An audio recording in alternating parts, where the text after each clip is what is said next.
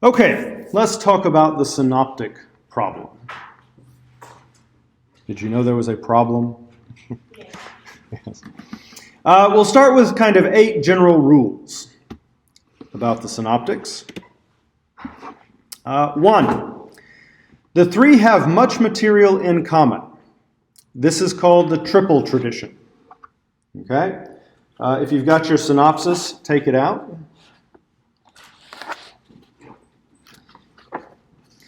Again, the little squiggle there before the 160 means it's section 160, not page 160. So you look up that section.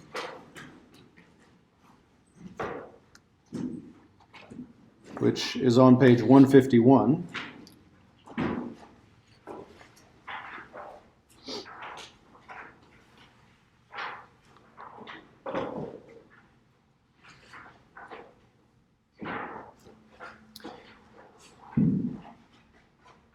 And you see there, Matthew says, if any man would come after me, let him deny himself and take up his cross and follow me.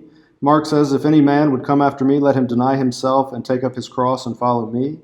And Luke has, if any man would come after me, let him deny himself, take up his cross daily. So Luke adds daily, and follow me. Okay, and we could go on. You can see that it continues on pretty much verbatim. Okay. That's called the triple tradition because it appears in all 3 of the synoptic gospels. Now, when you have verbatim agreement like that, that was page 151, section 160. When you have verbatim agreement to such an extent, what does that mean is going on?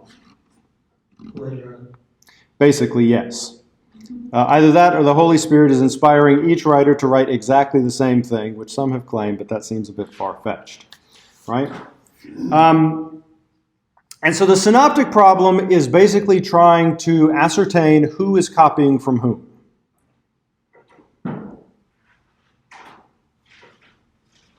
But if Mark was written first, then or are you trying to? That's one of the questions. Was Mark written first? Right. Yes. So then we're trying to determine how the second got to the third. Possibly. Matthew. Possibly, but note that Mark's being first is disputed. Okay. Oh, so it's not. So it's I think Mark was first, and most scholars do, but there's also a significant minority that contends Matthew was first. And we'll. The reading from last week talked about the reasons that they established why Mark was first. Yeah, and we'll go through that. We'll go through that. But the question is basically, can we tell who was first? Okay, and who is copying from whom? And that can be useful because seeing how they have changed the text gives you insight into what they're doing with it. Okay? So, that's the first thing. 3 have a lot that's in common. Second, the arrangement of the common material generally follows Mark's order. Where Matthew or Luke differs from Mark's order, the other tends to agree with Mark. Hence, there is alternating support for Mark's order.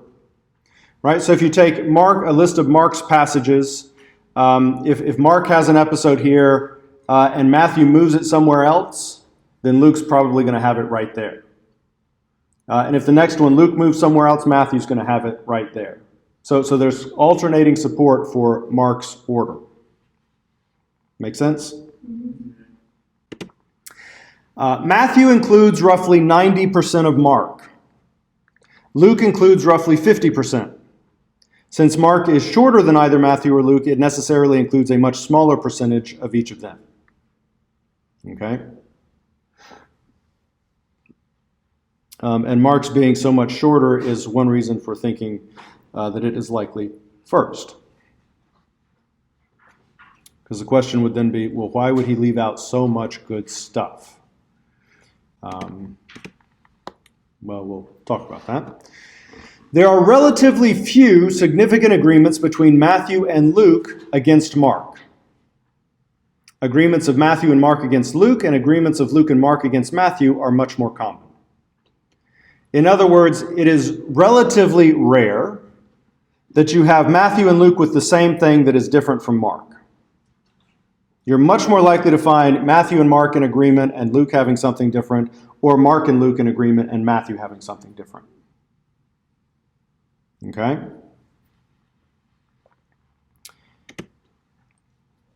Agreement between Matthew and Luke tends to begin where Mark's gospel begins. Now, where did Mark's gospel begin? Jesus.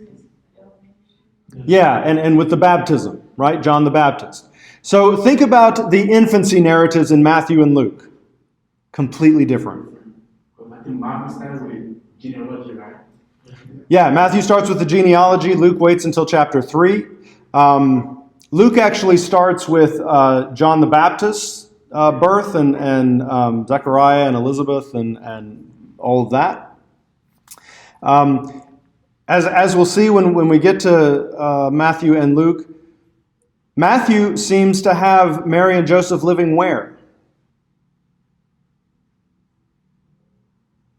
In Jerusalem. In Bethlehem. Yeah, they seem to live in Bethlehem, and that's why they're still there like 2 years later when the wise men come through. Okay. Right? How do we know 2 years? Well, because Herod hears from the wise men, and so he says, kill all the kids 2 and under, or at least all the boys. I would suggest it's taken them about 2 years to get there, and Mary and Joseph are still there. Right? And so they flee. Joseph is warned in a dream, and so they flee to Egypt. Right? And then when they come back, where are they heading? They're heading to Judea until they hear Herod's son is over Judea. And they're like, well, he's no better than his dad was. And so they go up to Nazareth. And that's how they end up in Nazareth. In Luke, they start out in Nazareth. And he talks about this big census that's, worldwide. And so everybody has to go back to your place of your people. And so Joseph saddles Mary up, and they, make the long trek down to Bethlehem, and there's no room in the inn, and he's born in a stable, and you know the story. Very different. Very different. So Matthew and Luke's agreement tends to start when they start having material in common with Mark. Okay? Similarly, it ends once Mark's gospel ends. Right? So how does Mark's gospel end? 16. I'm sorry, chapter 16. In chapter 16, and what happens? They never Jesus. They what? No, the ascension. There's no ascension in Mark. Yeah, the ladies don't tell. Right. They don't tell. Right, exactly. So Jesus, the whole gospel is saying, don't tell anybody, right? And everybody goes, oh, look, we found the Messiah, we found the Christ. And now finally he's resurrected. Now the answer is, now go and tell. No, I don't think I'm going to mention this. People are going to look at me a little funny if I do that. And they're afraid, right? And then it's just fade to black, Sopranos, people throwing things at their TV. Like, where's the rest of it? You can't end like that. And some people felt that tug, and so they went ahead and filled in the ending. And then a couple of those got stuck in the manuscripts, and that's how we have the rest of chapter 16. It's there now. But yeah, so Jesus is raised, apparently. It ends with the empty tomb, right? Well, think about Matthew and Luke. They each have resurrection appearances, right? Very different. Where are they in Luke? Where does Jesus appear to them?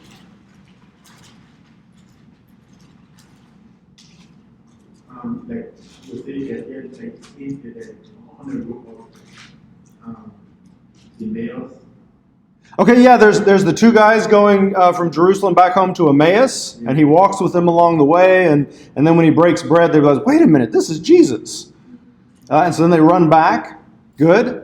And where are the disciples in Luke? Where is Jesus appearing to them? In Jerusalem, right? Remember they're in the upper room, and Jesus appears, and then in Acts you see him tell them, don't leave here until you've been, clothed with power from on high. And all. Well, where does he meet them in Matthew? In Galilee. Which is where Mark anticipates him meeting them. You know, the angels tell him, go tell them I'll meet them on the mountain in Galilee where I said. Now, Mark doesn't include that, but in Matthew, he meets them in Galilee. And they're completely different accounts. Completely different. Okay, none of this, you know, oh, we've tweaked a few details. They're just completely different accounts. So, where Matthew and Luke agree is where they, you know, follow, where you have Mark as kind of what's called a middle term. All right, does that make sense? Okay, the same thing is true in individual pericopes. Okay, so where you see the most difference, if you're looking at individual passages, is at the beginning. They'll kind of change the introduction. And then as you get to the middle, they kind of fall into step. But then at the end, they'll often conclude differently. Right? So if you look at 3:10.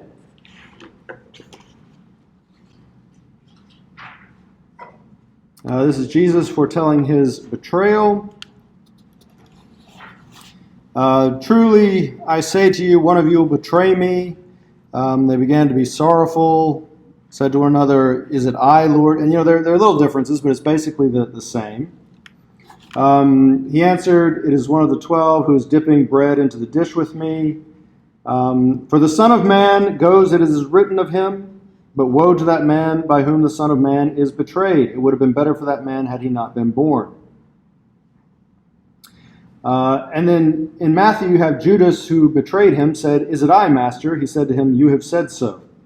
Whereas Luke and they began to question one another which of them it was that would do this.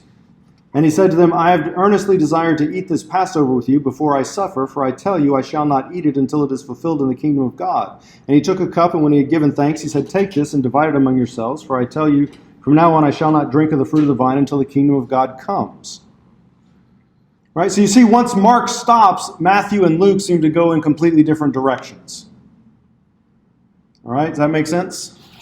Even though the thing that my test, you see, like how this was Mark, but Matthew and Luke are like, Good. Okay. Now, points 2 through 6 establish Mark as the middle term, meaning Mark is the one that seems to tie the other two together. Which means that Mark makes the most sense as either the first or the last. Either Mark is first and they're both drawing on Mark, or Mark is using both Matthew and Luke to compose his. Right? That makes the most sense of him as the middle term. Okay? And if you look at section 38. All right, look at Mark. That evening at sundown. This is page 36. They brought to him all who were sick or possessed with demons. What does Matthew have? That evening, they brought to him many who were possessed with demons. What does Luke have? Now when the sun was setting, all those who had any that were sick with various diseases brought them to them. Right? So Mark has this redundancy. That evening at sundown. Matthew has that evening. Luke takes over the at sundown.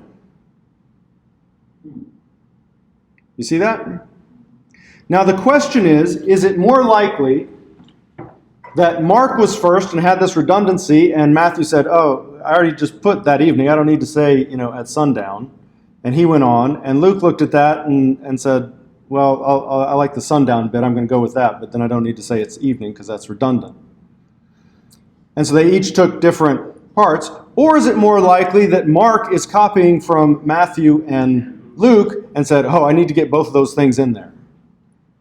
That evening at sundown. Right? Either way, Mark seems to be the middle term, the one that's linking the other two together. Okay? So in this sense, I would think that both Mark and Luke are drawing from. Matthew and Luke are drawing from Mark. Yeah, that would seem to make more sense of this passage, this particular one. I would agree. Because why would you need to redundantly put both things in there, just to... And one of the curious things, if Mark is last, is he's very picky about, making sure both of those things get in there, but there are other things that he omits and makes, more obscure, as we'll see. Okay? All right. So Mark is usually the middle term. These are general rules, though, which means you can always find exceptions. Actually, in the passage you looked at for your weekly task, towards the end of it, Matthew looks like the middle term, because you've got alternating support for Matthew. He agrees with Mark, then he agrees with Luke, then he agrees with Mark, then he agrees with... Especially if you continue on into the next passage beyond what you did. You see that kind of alternating support for Matthew. So the truth is, this is all very complicated.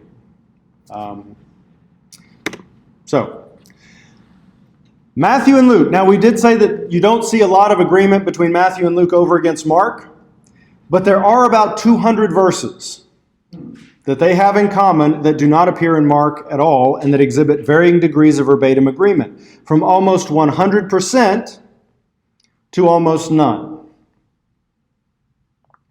This is what's called the double tradition, because it appears in Matthew and Luke. Some scholars identify this as Q. Now, we'll say more about Q in a bit. Quorum, something that they found in Dead Sea? Q? No, it's for quello, which means source. The question is, how do you explain their having this degree of verbatim repetition? Right? So if my friend who teaches at Fuller, out in California, calls me one day and says, "Oh, I got this incredible student paper. Yeah, I got to read this to you. Listen to what this person said in this paragraph." And he reads me the paragraph. I say, that is really good, but it sounds very familiar. And I flip through my paper. Oh, I've got a student paper that says the exact same thing. Right? How could we explain that? We look at the time frame. Yeah, so one possibility is they know each other, and one guy finished his paper and emailed it to his friend, said, "Oh, I did a really great paper, look at this. Oh, yeah, that's pretty good, I'm going to use that." And they'll never figure it out. So it's possible that, you do some research and you figure out they went to high school together, they knew each other. Well, then, yeah, it's probably that one is copying from the other. Yeah. Or we look at who was the first to do that work, because the time frame will be able to tell us the differentiation or the actual person who did the original work. Okay, so if we could nail down timelines, then we could determine who at least was first, most likely, unless one happens to be a very industrious student that got started very early on the assignment and didn't wait until the last minute, so his was finished earlier, even though it wasn't due first. Could it be that they both use the same source? Yes. Well, what happens if we research and figure out, well, that student's never left California, this one's never left North Carolina, and they've never met? How then could we explain it? Well, as Thomas said, there must be a third source that this is coming from, right? A book in the library that's in our library and their library, and they're both copying out of the same textbook. Yeah, but there's still an argument to that. While it is true that we may all, dig into the same source, it is impossible for us to be able to articulate that very source the same way or in the same form and fashion. At least there should be some differences or differences of expression of idea. Exactly. And so when there's not, when it's verbatim, then you know somebody's been copying. Right. And it's going to be copying from a written text. Because we've all played telephone and, spoken stuff gets changed all the time. So when you get that degree of verbatim agreement, somebody's copying from a written text. For exactly that point. You don't, if I told you to, take out a piece of paper and write down what we've done in class so far, you would all have the same general story, but you'd all have your own way of telling it, right? You'd use your own verbs. You might have some of the same nouns, but none of you would have exactly the same 3 sentences, right? So when you do find exactly the same 3 sentences, somebody is copying from somebody else. Okay? 8.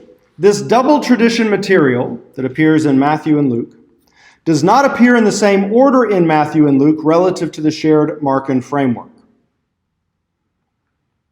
So in other words, if Luke has the passage here relative to Mark, Matthew will have it over here. And if Matthew has it here, then Luke will have it down here. And up here and over here. So it never appears in the same place relative to the Markan backbone. Again, for the most part, you can find exceptions, which we'll look at. Okay? So those are kind of the basic facts about the synoptics. Does that make sense? The challenge now is, given this situation, what's the most likely scenario for how they develop? Who was first? Who was copying from whom? And can we figure this out? All right. We'll start with the Griesbach hypothesis. Griesbach suggests that Matthew comes first. Luke used Matthew, and then Mark used both. Okay, so Mark is actually the last. All right. And to me, it seemed to make more sense if the arrows were pointing in the opposite direction. They indicate Matthew and Luke are being used by Mark. So Mark is taking that in. But if you like the arrows the other way, you can adjust it on your notes. That's fine. I won't object. Can you give that on a test? Yes. So in other words, Matthew comes first, and then he travels to Luke, and he travels to Mark. And then Luke travels to Mark as well, and then Mark is using both. That's the idea behind the arrows. But again, if you want to do them the other way, that's fine. All right. This actually makes really good sense of Mark as the middle term. That he's kind of... The reason you see the kind of agreements you see is because he's taking from each one, bits and pieces. Okay? However, the big problem for this is the evidence that suggests Mark actually came first. Okay? Well, what is the evidence that suggests Mark comes first? Here are the things that have been suggested. 1, order. Matthew and Luke support Mark's order. You'll see this advanced as an argument. This is not actually a good argument for Mark in priority. All this actually shows is that Mark is the middle term. And as we've seen, the middle term means he can either come first or last. So what you have to show in order for this to be compelling for Mark in priority is that Matthew and Luke work better as a redaction of Mark than Mark as a redaction of Matthew and Luke. What does that mean? Well, like this passage where we looked at, at evening when the sun went down. It seems to make more sense, at least to me, that Matthew took one of those and Luke took the other, than that Mark saw that and each one said, oh, I've got to get both of these in. Does that make sense? So it's not enough just to say there's alternating support for Mark's order. You've also got to show that it makes more sense that they're messing with Mark instead of Mark messing with them. Okay? Secondly, dates. It is often suggested that Matthew and Luke seem to know about the destruction of Jerusalem. Okay, Matthew's parable of the wedding banquet, the king gets mad when people don't come, and so he sends his armies to completely wipe them out. Luke talks about, when you see armies come and surround Jerusalem, it's time to get out. Many scholars suggest that shows they're aware of what happened in 70. when Rome came in and wiped everything out. Mark, on the other hand, at the beginning of chapter 13, which ends with the little apocalypse that we looked at earlier, the disciples come out and they see all the beautiful buildings, say, wow, look at all these beautiful buildings. And Jesus says, I tell you, the time is coming where not one stone will stand upon another. Well, that actually doesn't happen. Right? I mean, you got the Wailing Wall still in Jerusalem where you have, stones that are still stacked. So some have suggested Mark is close enough to see the handwriting on the wall, but it hasn't actually happened yet, and so his understanding is not quite as accurate. It's not the case that there was no stone left on top of another. They destroyed the temple, but not the city, so it just flattened. Right, when even the temple, you still have some stones that are still, yeah. How much weight you give to that depends on, whether you think Matthew and Luke could possibly, or Jesus could have anticipated, what was coming. And how literal Mark is being with his not one stone will be left upon another. But if that's the case, then Matthew and Luke would be writing later than Mark. Mark is pre-destruction, Matthew and Luke later. Okay? You also get Mark referencing Rufus and Alexander, as we talked about last time, which suggests that they were known in Markan circles, which suggests an early date. We're still within a generation of Jesus' crucifixion. Okay, because these are Simon of Cyrene's sons. Okay? Third piece of evidence that is put forward for Markan priority are the Markan omissions. The argument here, why would Mark omit so much of the double tradition, so much of the stuff that appears in Matthew and Luke, such as the Lord's Prayer, when the omitted portions would have been conducive to his theological and literary interests? And this last part is key. You've got to be able to show that this would have really helped Mark's case. Oftentimes, scholars working on the Synoptic Problem don't have a very high opinion of the gospel writers. They think they're basically just scribes trying to get down everything they know about Jesus. So if they don't put it in, that means they didn't know about it because they were just copying and were kind of hacks about the whole thing. As we saw, though, Mark is very carefully composed. Right? It's playing out this new Exodus theme. So, for example, Mark might very well know of the virgin birth, but that's not part of the painting that he's painting, not part of the portrait he's painting. And that's why he doesn't include it, not because he doesn't know about it, but just because it wasn't part of the story he was telling. Okay? So you've always got to be careful. Yeah, there's a lot of stuff that's not in there, but Mark is a pretty tight gospel as it is. Maybe he didn't need all that extraneous stuff. Does that make sense? Okay. Then you have Markan additions. There are 3 passages that appear in Mark and none of the other Gospels, and only 3. Do you know what they are? The healing of the deaf man with spittle, where Jesus kind of spits and, the healing of the blind man where it takes 2 touches, because the first time doesn't work. And then the naked man, when Jesus is arrested and who's wearing the linen sheet. Now you have to consider, is it more likely that the other evangelists didn't find these stories that helpful and so just didn't include them? And like the naked man, we're not even sure what he's doing in Mark. I mean, why would you want to take that over? A story where Jesus doesn't get it right the first time, it's not hard to see why someone wouldn't want to tell that story. And then some suggest, well, Jesus spits and that's just gross. And, you don't want to have him spitting and putting in people's ears. So is it more likely that they found something about those objectionable or at least not conducive to the stories they were telling and so they didn't carry them over? Or that Mark would have added these 3 stories and only these 3?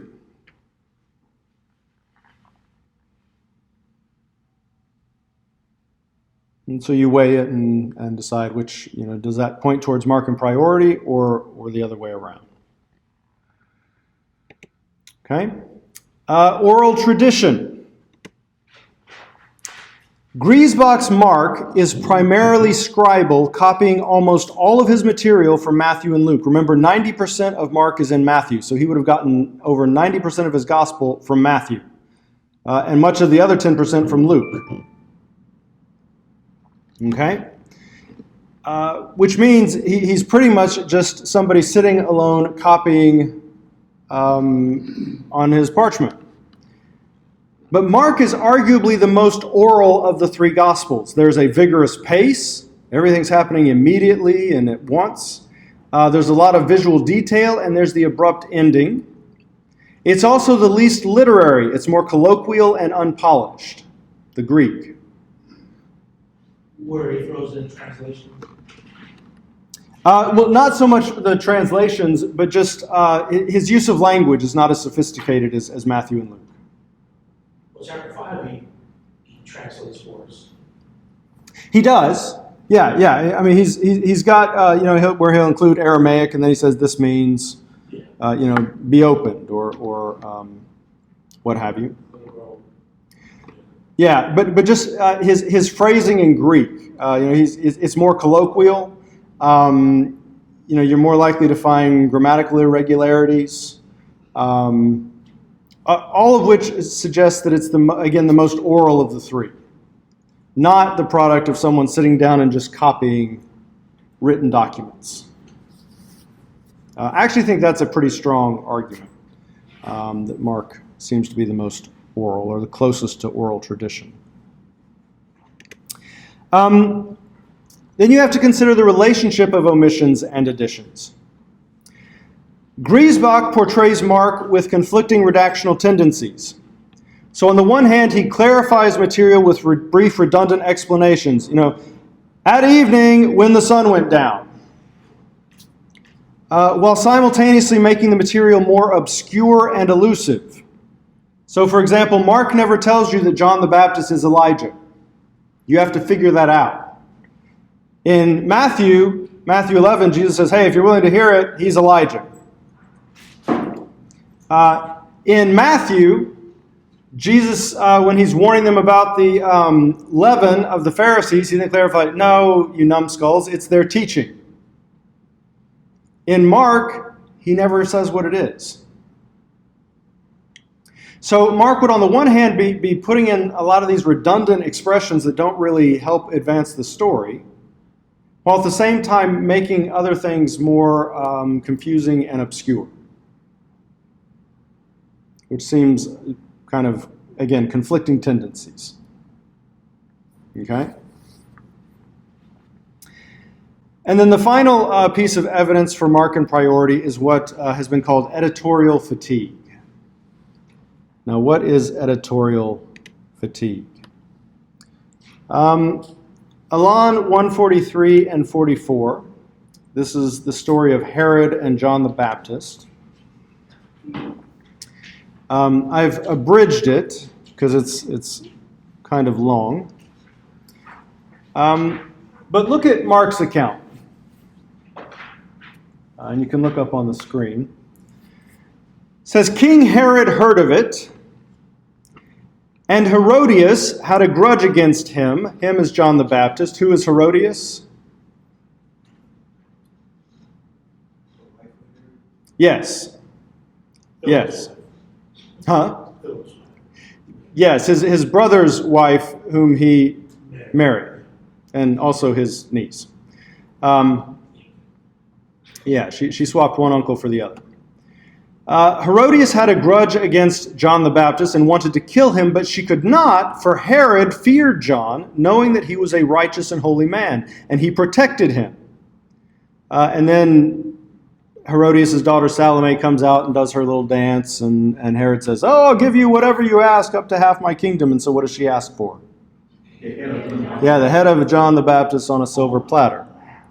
The king was deeply grieved, yet out of regard for his oaths and for the guests, he did not want to refuse her. Right? Why is the king deeply grieved? because he knew that what he did was not right. His conscience was wrong from the beginning. Okay, and how do you know that he knows it's not right? Because his initial action by sitting with his brother wife, that was wrong trade. Traditionally, it was wrong. And so John the Baptist even spoke against it. So even though he knew, but there was a confirmation from John the Baptist that this that you have done is wrong. Okay, well, what is Herod's attitude toward John the Baptist in Mark? Was it because he identified John as a prophet? Yeah, he's the one that's protecting John from his wife, who understandably is not happy that this guy keeps railing at her, saying you're doing what shouldn't be done. You were married to him, not his brother, and you shouldn't have left. And she doesn't like this being spread about her, and so she wants him dead and out of the way. But Herod says no. He's a righteous and holy man. But then his mouth gets him in trouble, and she asks for his head on a platter, and you got to do what you got to do, even though it made him very sad. And sorry for distracting you. I have a 15-year-old daughter. My daughter turned 15 last week. Since she knew how to talk, I have never given her the option that whatever you want, I will give you. Because I'm sure as soon as I give her that option, then she will because the whole world. Especially if we in front of a store. She wants everything in the store. So I don't give her that option. I'll make give her what I can afford, what I feel that is appropriate for her. That's why I give her. I don't give her the option. What do you need or what do you want? I don't do it. That's good. You learned your lesson from Herod. You did not make the same mistake. Very good. All right, now let's look at Matthew's account. Herod the ruler, or tetrarch, heard reports. Though Herod wanted to put him to death, he feared the crowd because they regarded John as a prophet. And then Salome comes out, does her dance, and asks for his head on a platter. The king was grieved, yet out of regard for his oaths and for the guests, he commanded it to be given. All right? Now, Matthew, why is the king grieved?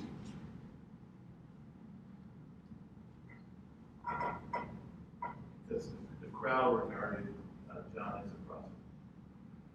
Okay. It went down. Well, what is it Herod wants in Matthew? To put John the Baptist to death. Yeah. But you're afraid of the crowd. Yeah, he's afraid of the crowd, but he wants to put him to death. And so Salome asks, okay, I want his head on a platter. Hey, you got your excuse.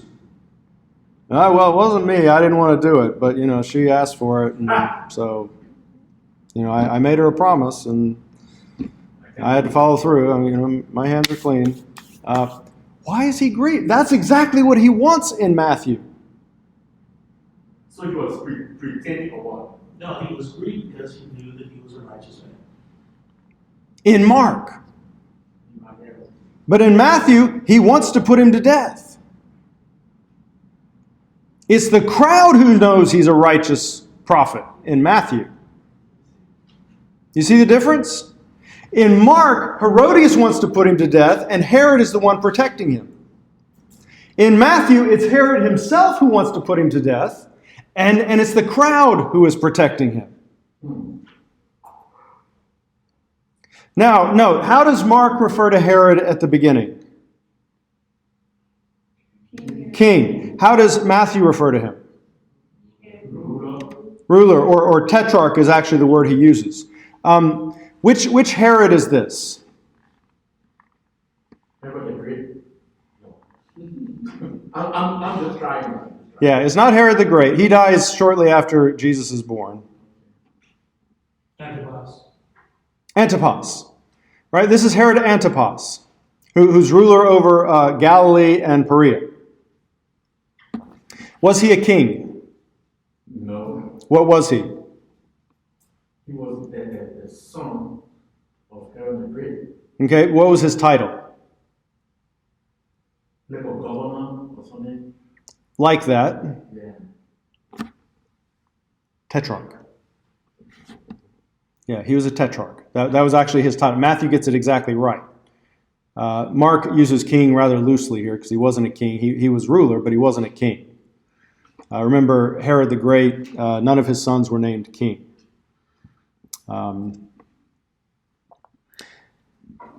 Now, how do they refer to Herod down here? How does Mark refer to him? King. How does Matthew refer to him? King. King.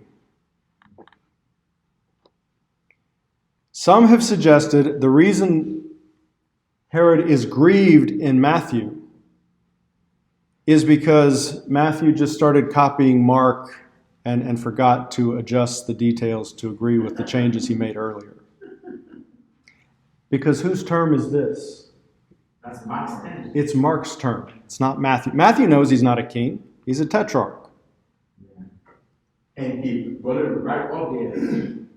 So then how can he get it right for the first time? Then Right. So that when he starts copying, he's very alert and conscious and makes his changes. But then he just starts copying Mark, and that's why it's called editorial fatigue.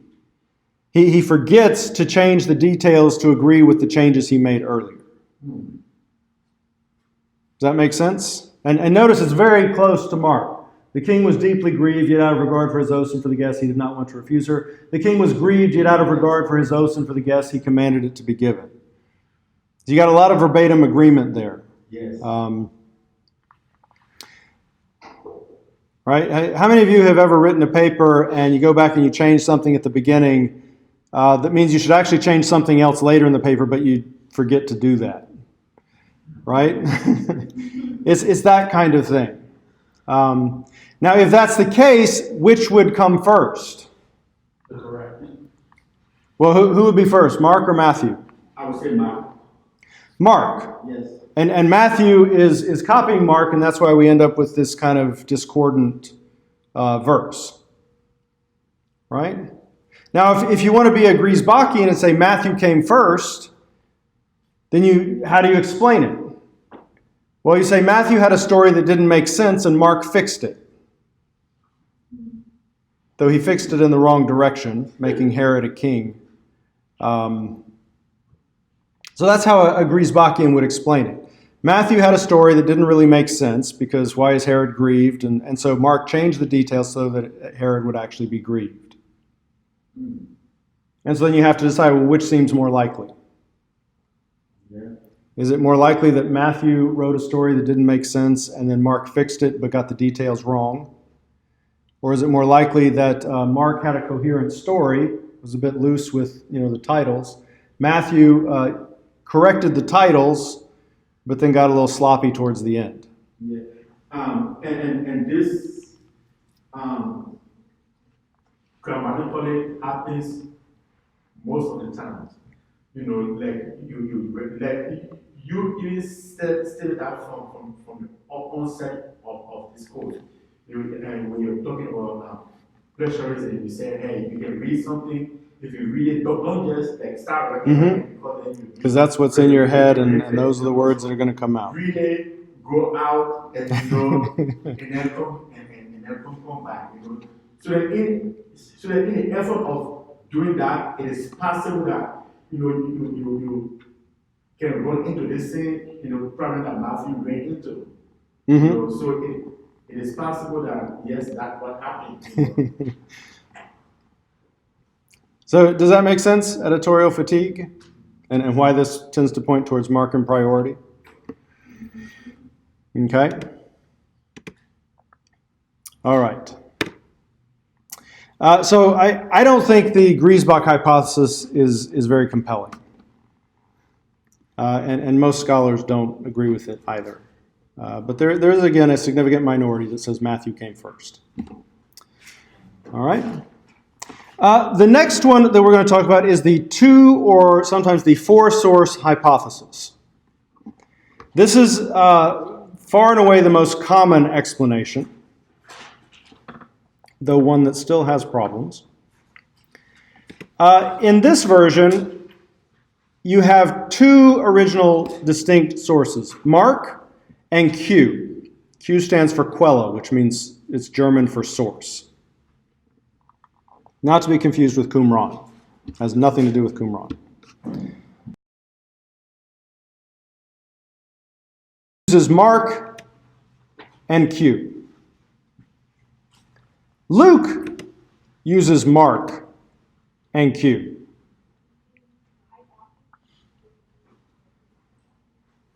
And then Matthew has the sources for the stuff that's unique to him, and Luke has sources for the stuff that's unique to him.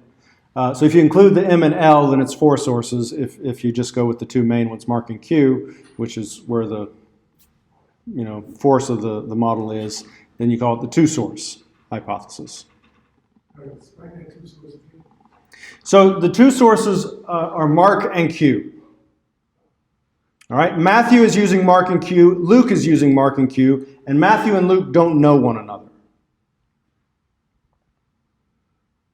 Okay? So, Mark is the source of the triple tradition, because Mark comes first and the others are copying out of him. Q is the source of the double tradition, the stuff that is unique, that appears in both Matthew and Luke, but not in Mark. Okay? Q is therefore a hypothesis derived from the postulate that Matthew and Luke used Mark independently of one another. If Matthew knows Luke or Luke knows Matthew, you do not need Q. Why?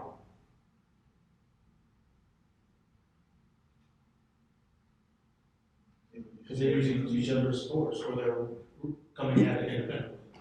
Yeah, if Luke knows Matthew, then all the stuff that he shares with Matthew, where did he get it? From Matthew. Right? Now, so the stuff that he shares with Mark and Matthew, he gets from Mark, but the stuff he shares with Matthew, he just got from Matthew. Right? This is the case. Remember my friend in California who has the student, right? If they don't know each other, then you have to go look in the library or online for a 3rd source.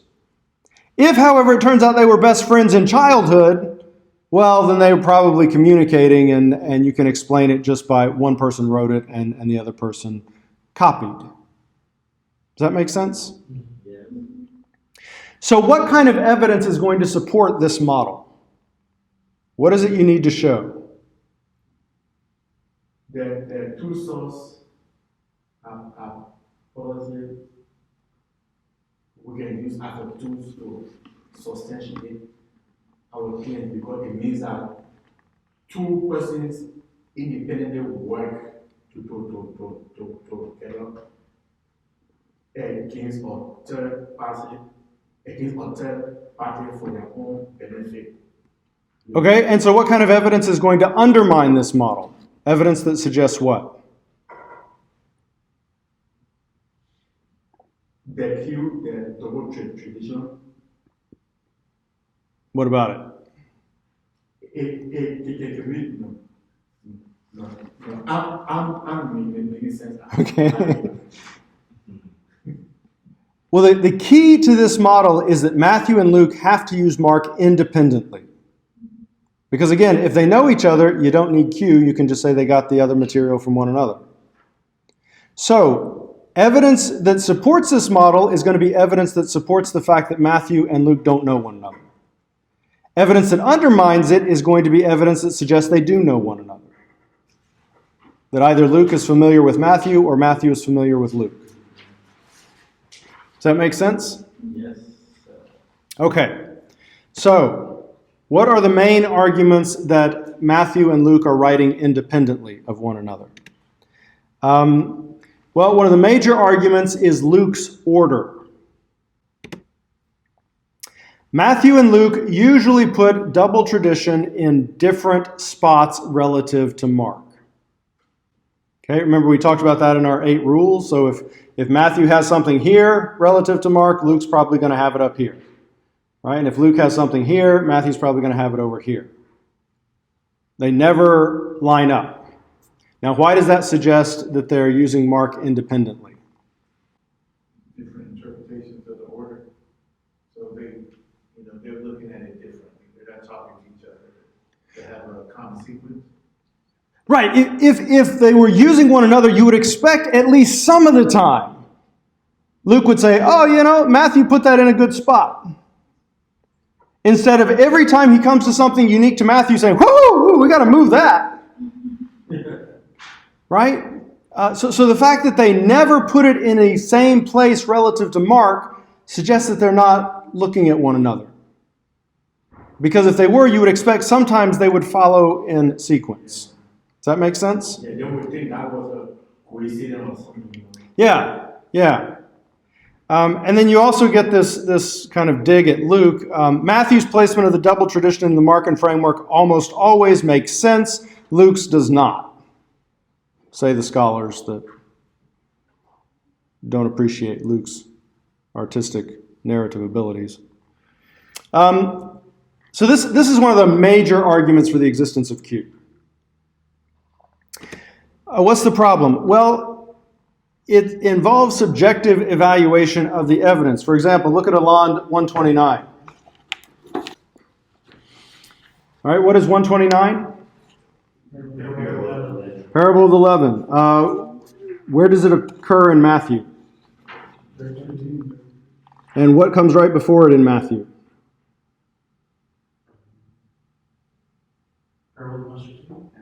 Mm-hmm. What about Luke? Where does the parable of the leaven occur? 20-21. What comes right before it in Luke?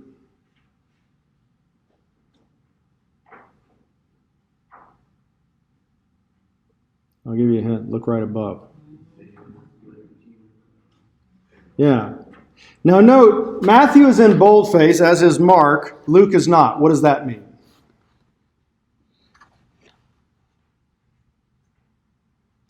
Remember what boldface means for the headings? I think it's that the ones above are just alike or closer. Not they're just like they're in order. Yeah. Right? So we're following Mark and Matthew's order right here. Luke has this passage, but he has it somewhere else. If you want to see it in Luke's spot, you look at section 209. So Luke has moved it later. And so here we see Luke has moved the mustard seed parable somewhere else, so Matthew has it in the same place Mark does. Right? But what's curious, what follows the mustard seed passage in both Matthew and Luke?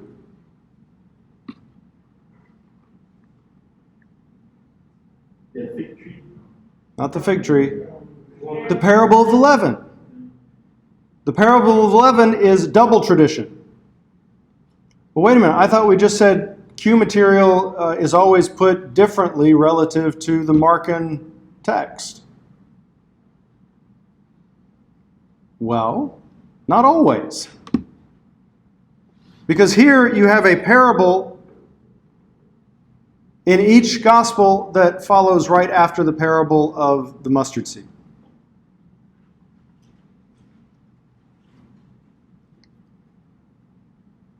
So some of this is subjective as to how you divide up the pericopes.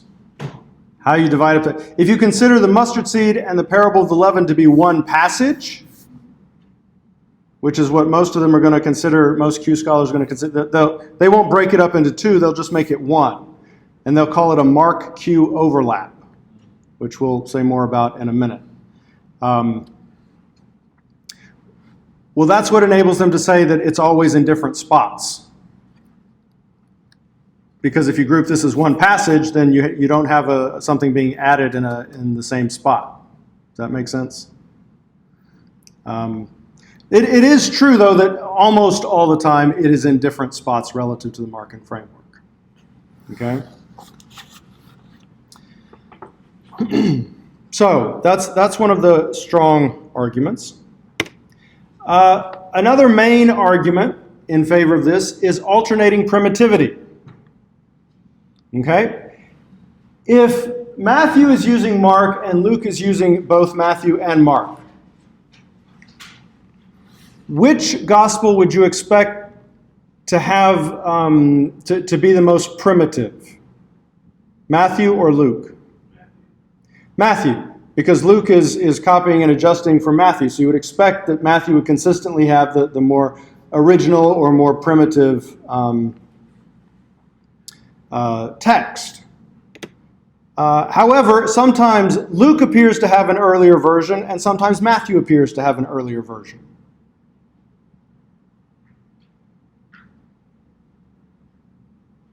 Which would suggest what?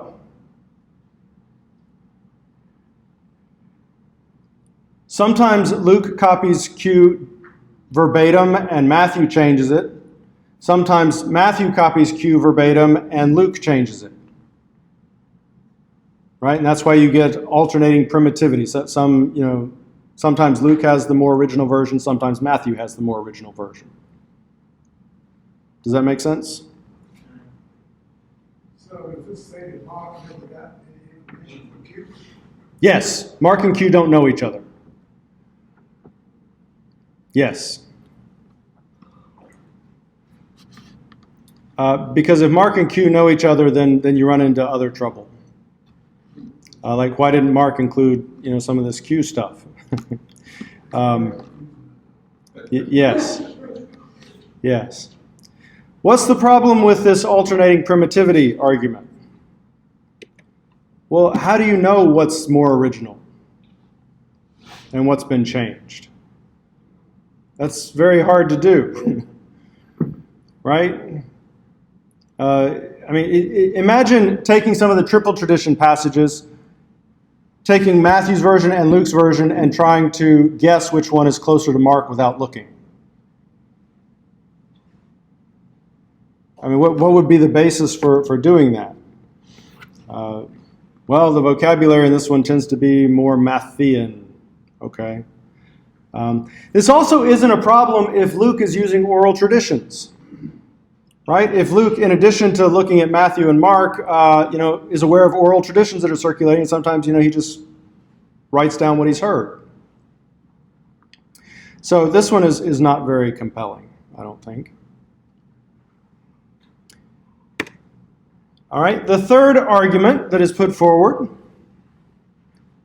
Matthew has all this M material, all this material that's unique to Matthew. Surely, if Luke knew Matthew, he would have found something in here that was worth bringing over.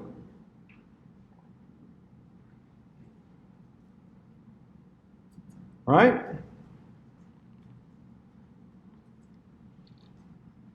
What's the problem with that argument?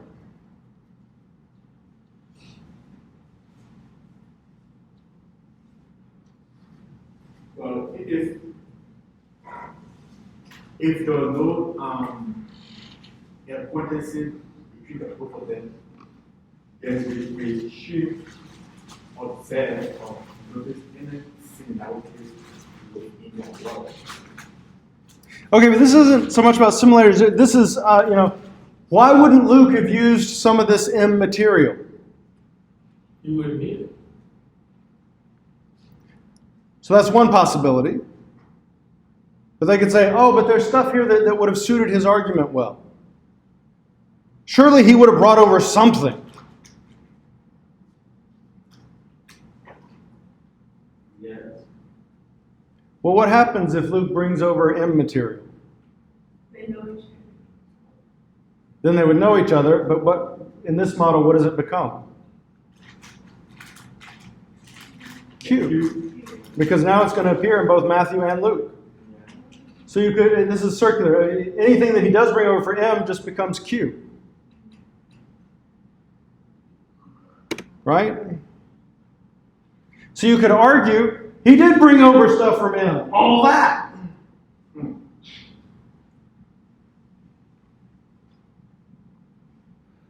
So that's a very poor argument. 4, Luke's ignorance of Matthew's modifications. Okay? If Luke knew Matthew, surely sometimes he would prefer Matthew's version over Mark.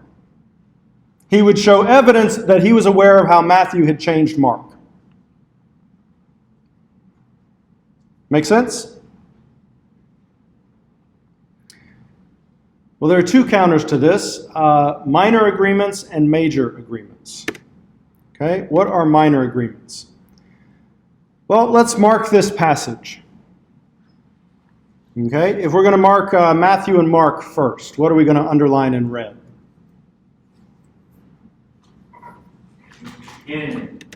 And, good.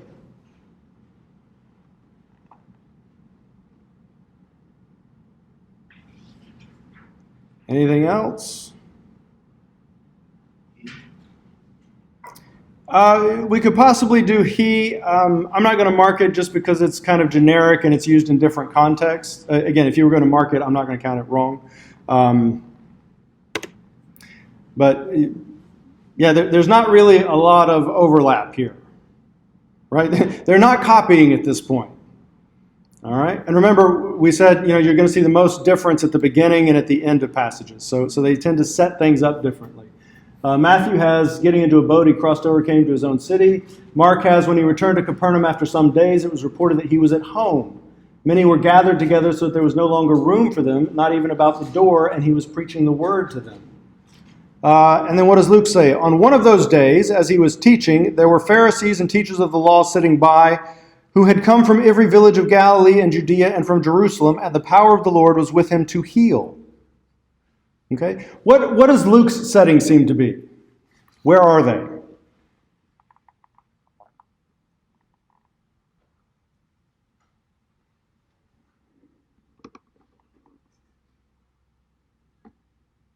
Where is he in Mark? He's at Capernaum, but where in Capernaum? After some days. We said at the temple. He's not at the temple. What was that, Thomas? After some days. It does say after some days, but where is he when this story takes place? What's the setting? He's at home. Right? It was reported he was at home, and many were gathered together, so there was no longer room for them, not even about the door. Right? So he's in his home, and people are all crowded in. Right? Does that make sense? Does he seem to be in a home in Luke? No, it seems more like he's out teaching in the marketplace or something. Right? He seems to be outside. Why? Because you got Pharisees and teachers of the law sitting by. Right? That's kind of awkward if you're in his home. All right? In Luke, you got days, and that's about it for parallels with Luke. So not a lot to mark here. Okay? And then we have this passage that we looked at the beginning of class last time. What are we going to underline in red in Matthew and Mark? And they. Yeah. We have paralytic. What do we have before paralytic? All right, what are we going to do with brought and bringing?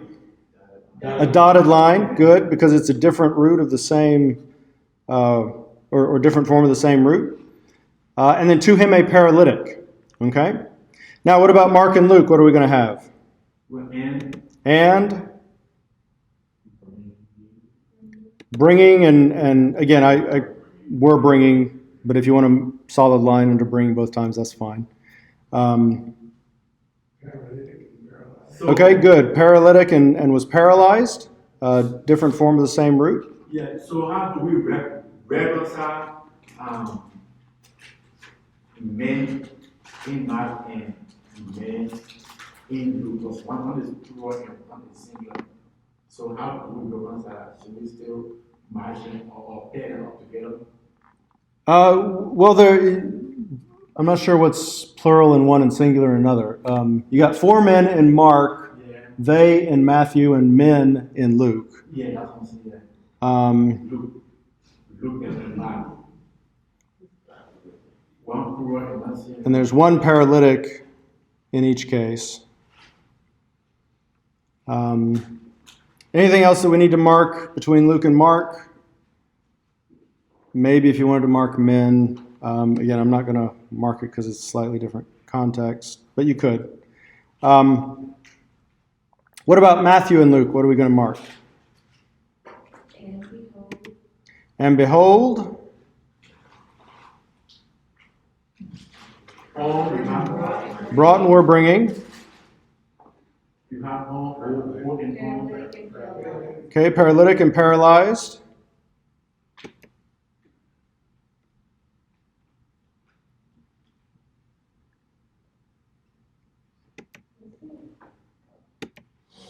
and on a bed or on his bed. Actually, the Greek there is equivalent in each case, but for some reason they translate on his bed in one instance and on a bed in another. Now, here's the question. Does Luke know Matthew's changes? I don't think so. Well, where do Matthew and Luke agree over against Mark?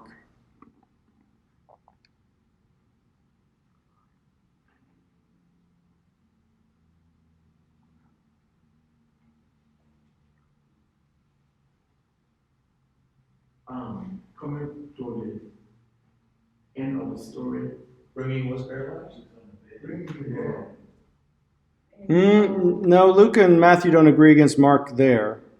And behold, And behold, Good, D. right? Anywhere you have only green, it's going to be places where Matthew and Luke agree over against Mark. So if you want to say that they are independent, you have to say both of them read Mark and they came and said, oh, no, no, no, no. We need and behold, they brought to him. Right? You can't let that go with just an and. You got to throw a behold in there. The story just doesn't work. All right? But that's not the only change. They also both add that he's on a bed. Now, this is again odd because bed is very awkward in this story. Again, bed is like a four-poster, what you would expect. Mark is going to use the word pallet when he talks about that makes a lot more sense. You know, you're kind of carrying the little cot. So, Matthew and Luke both agree in specifying they're carrying a bed over against Mark. That's not even the word Mark is going to use, and it's an odd term to use for this story. Okay, are there any other agreements here of Matthew and Luke against Mark?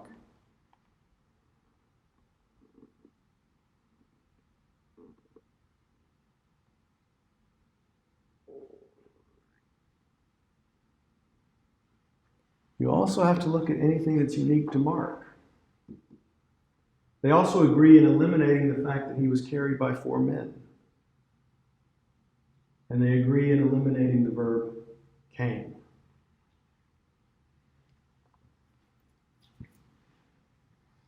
Right? So in this one verse, you have 2 instances of addition where they agree, and 2 elements of omission where they agree over against Mark. That's 4 agreements in this one verse. Now, they're minor. That's why these are called the minor agreements. But there are thousands of these. And if you want to hold to Q, you have to go through and explain in every single case how both Matthew and Luke decided that change needed to be made independently. And they came to the exact same conclusion. Thousands. Does that make sense?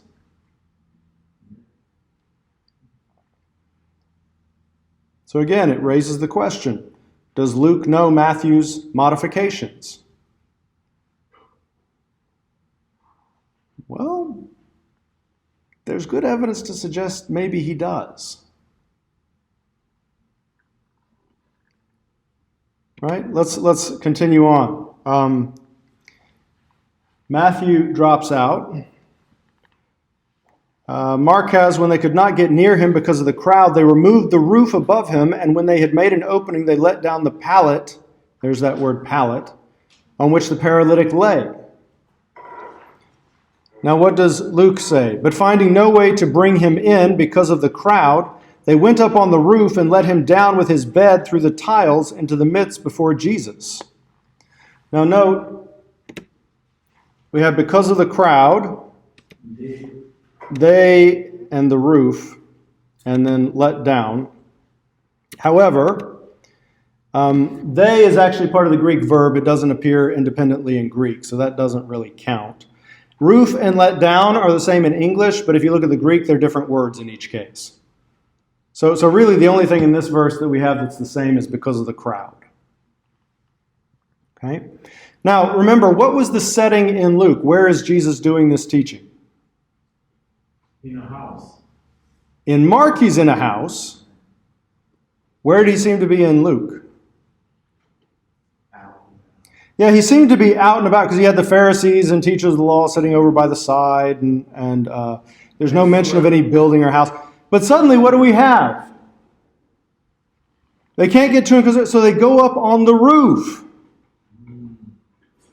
Is this another instance of editorial fatigue? Where he's kind of changed the original setting, but then once we get in here, we still keep to the main elements of the story. Which again makes sense in Mark because he's in the house. But Luke hasn't mentioned anything about a house. Okay? Luke is, however, being consistent in using bed, which was a word that Matthew also used. Okay? And so what you'll hear some scholars say is, oh, pallet is a vulgar word. Luke wouldn't want to use such a vulgar word. Yeah, exactly. Are you not offended that I just said that? Well, Luke has no problem using the word pallet in Acts 5:15. So evidently it's not that he just has some, aversion to using the word pallet. Why in the world is he using bed then? Well, you could make a strong case that he's using it because he read it in Matthew. And he came across that before he came across pallet in Mark. Does that make sense? Okay. And then here, when you get to the end, it gets a lot the same. And when he saw their faith, he said, "Your sins are forgiven you." And put in the Matthew and Luke. Okay, so nothing here that would, where you have agreements of Luke and Matthew against Mark, either agreements of addition or omission. Okay, there's nothing in Mark that is not underlined, and there is nothing that has only green underneath it. Okay? But as we've seen in just these few verses, there were at least 6, agreements of Matthew and Luke over against Mark.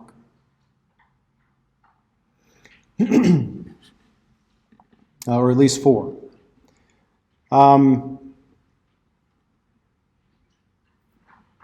So again, there are thousands of these minor agreements. Could it be that Luke is agreeing with Matthew in these cases because he's looking at Matthew? And he's taking it over from Matthew. Well, in addition to minor agreements, you also have what are called major agreements, which in this model have to be called Mark-Q overlaps. These are passages where passages in the triple tradition, where Matthew and Luke seem to know a tradition that is both longer and distinctive. So, for example, look at Eland 14 through 16. This is John's preaching. Page 14. All right, if you flip back to page 12, what is section 13? It's John the Baptist. Okay? It goes from Matthew 3:1 to 6 and Luke 3:1 to 6. Well, what's the next passage? And there's a Markan parallel, so that's triple tradition, right? Well, what comes immediately following that passage in both Matthew and Luke, but not Mark? John's preaching of repentance. And this is pretty similar. You brood of vipers, who warned you to flee from the wrath to come. You brood of vipers, who warned you to flee from the wrath to come. Bear fruit that befits repentance. Bear fruit that befits repentance. Do not presume to say to yourselves. Do not begin to say to yourselves, we have Abraham as our father. We have Abraham. I mean, this is almost verbatim. Right? And notice it's coming in the same place relative to Mark. So how do you explain that? Well, they say this is one of those cases where Q also has a John the Baptist story. And so they're actually copying Q here, not Mark. And the evidence for that is that there's not a lot of agreement in this 13 episode between Mark and the two. So that suggests they're looking at a similar but distinct tradition. That would be Q. And they're copying Q's account of John the Baptist instead of Mark's. Does that make sense? How they explain that? The alternative is to say, well, yeah, Luke was looking at Matthew and thought, oh yeah, that preaching of John the Baptist fits well there. I'm going to keep it. Okay? These are the big ones. The temptation account, look at Alon 20.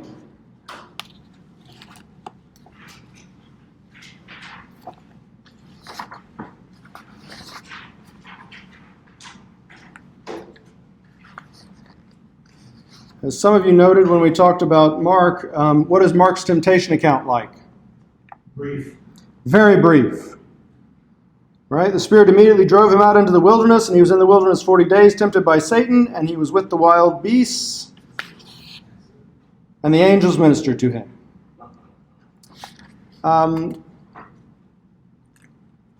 Well, Matthew and Luke both have that story at the beginning, but then they include 3 temptations. And again, they're very close. Just the order of the last 2 is swapped. Okay?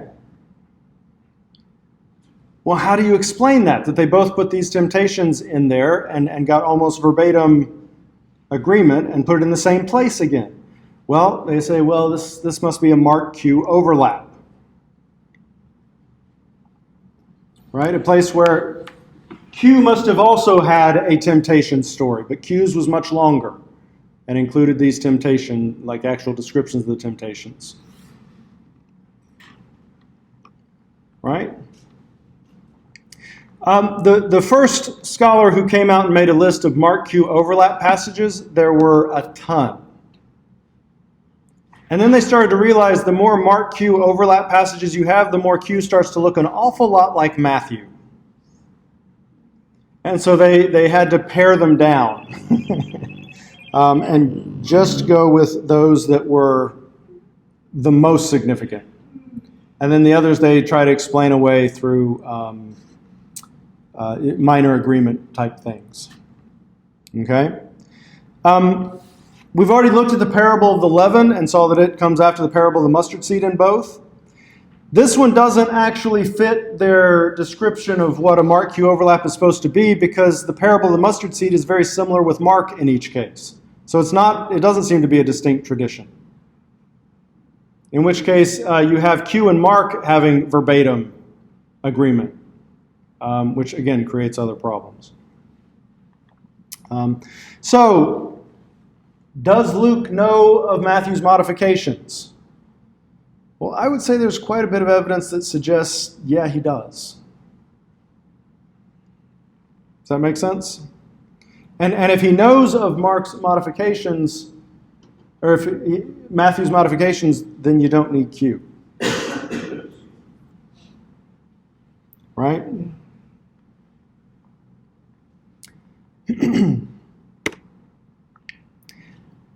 The final argument in favor of Q is that Q is distinctive and useful.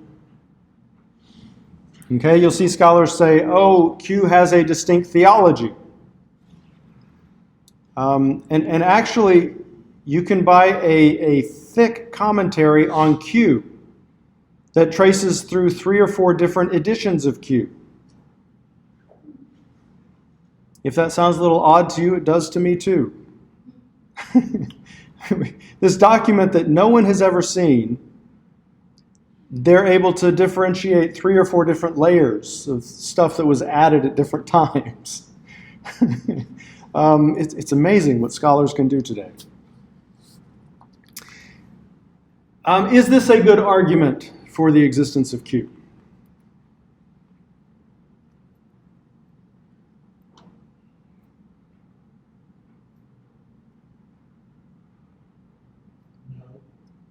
No. Why? It's distinctive and useful? Is that a good argument that it exists?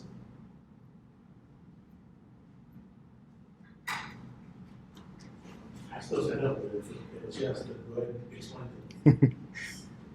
I agree with you.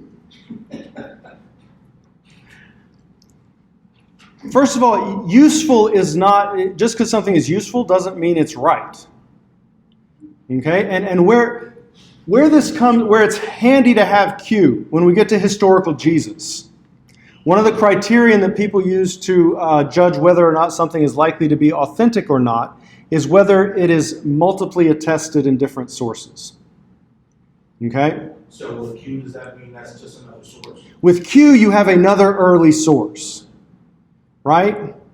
If Matthew used Mark and Luke used both, right? If Derek witnesses an accident, and he tells Blamo and he tells Thomas, and then all three of them come and tell me that there was an accident, how many witness accounts do I really have? One.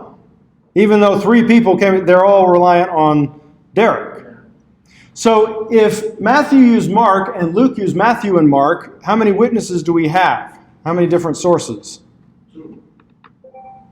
One. One. Now maybe you could, Matthew tradition, Luke tradition, maybe, but basically you're dealing with one main source. Mark. Well, can you look at Matthew and Luke and tell if they're using Q as a source? Well, again, remember, Q is the hypothesis that you come up with to explain how Matthew and Luke could have verbatim agreement if they don't know one another. So the only way you can find Q passages in Matthew is to find what he has in parallel with Luke that is not in Mark.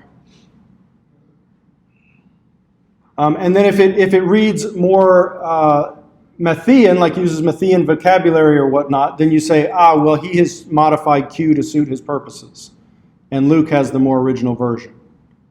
Or vice versa. If Luke's version seems more Lucan, then you could argue that Luke has changed it, and Matthew has the original. But again, you don't need any of that if Luke knows Matthew. And that's usually the way it's presented, Luke knowing Matthew as opposed to Matthew knowing Luke.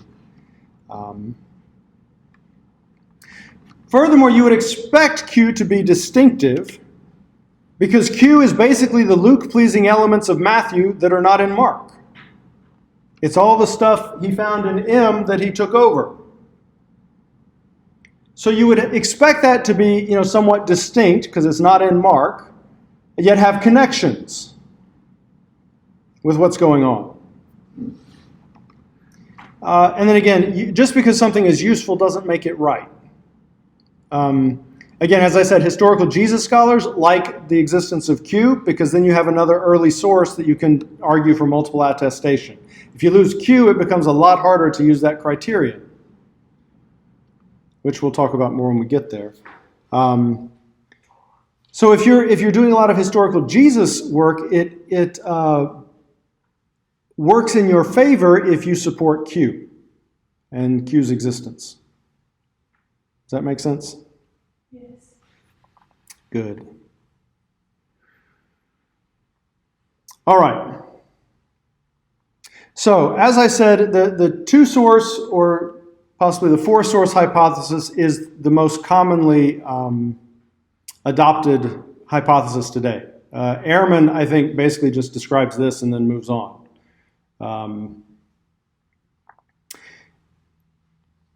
The one that I think makes the most sense is the Farrar-Golder hypothesis, which is that Mark came first. Matthew used Mark, and then Luke used both.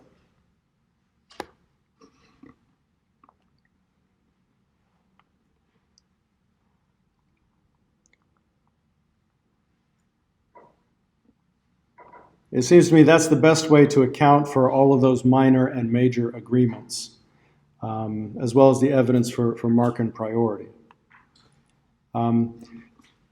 The truth is, it's probably more complicated than you can represent on a simple little diagram like this. And so you'll get some scholars who talk about Ur-Mark and Proto-Luke and kind of different editions that then cross-pollinate one another. And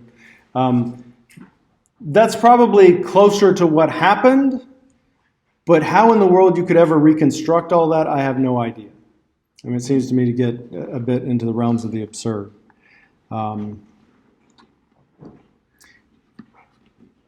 So in terms of just basic scenarios of what most likely happened, I find this one to be the most persuasive, while recognizing that what actually happened, the truth, is probably more complicated than that can represent.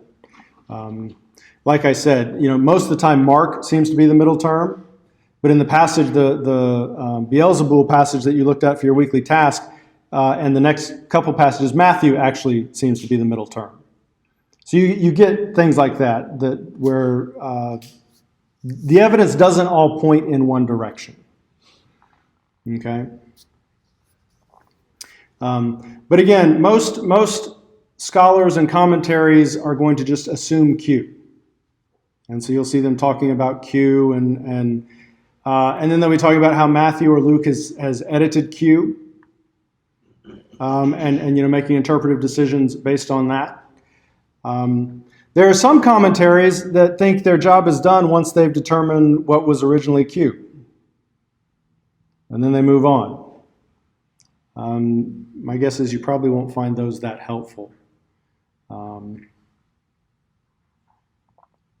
Okay? Does that make sense? Do the three main models make sense? What's the first model? Griesbeck. And who comes first in Griesbeck? Matthew. And who uses Matthew? Luke uses Matthew, and Mark uses both. Okay?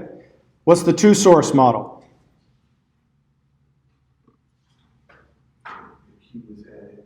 Yeah, you got Mark and you got Q, and Matthew's using Mark and Q, and Luke is using Mark and Q independently. If you want to make it four sources, you can throw in M and L if you want. And then you got Farrer Golder, which is Mark came first, just like in the two source. Matthew used Mark, and then Luke used both.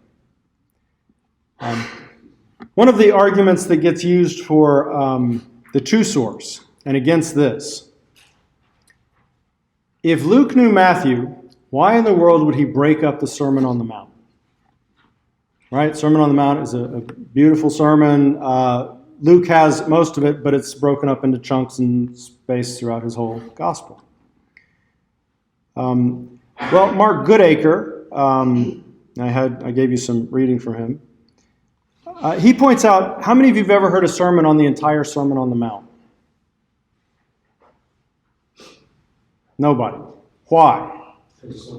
It's really long. Right? How many of you ever seen a Jesus movie that includes the entire Sermon on the Mount? No, they do the Beatitudes and then they move on. Because it's really long. So isn't that surprising that Luke might split it up and portion it out? We do the same thing. Right? We split it up. And in fact, when we get to Matthew, we'll see Matthew has probably compiled it himself, taking snippets and pulling them all together, which Matthew seems to do. So again, I find this one to be the most likely of the three. But be aware that most, although this is growing in popularity. It's growing in popularity. But a lot of commentaries and things that you read will just kind of assume Q, and that's going to affect how they interpret the text. So be aware of that. We'll close with this, just a few other fun synoptic facts. Luke's great omission. Luke doesn't include anything from Mark 6:45 to 8:26.